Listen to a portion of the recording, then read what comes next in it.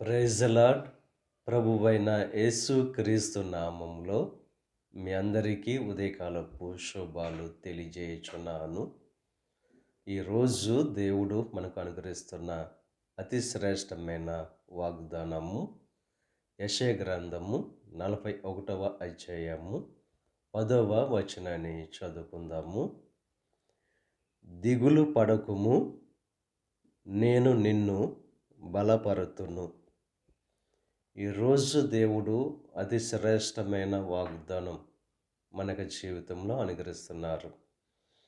దిగులు పడవద్దని చెప్పి దేవుడు తెలియజేస్తూ, నేను నిన్ను బలపరుస్తానని చెప్పి దేవుడు వాగ్దానం చేస్తున్నారు. ఈ లోకంలో ఉన్న మనుషులు మనల్ని బలహీనపరచడానికి ప్రయత్నం చేస్తారు.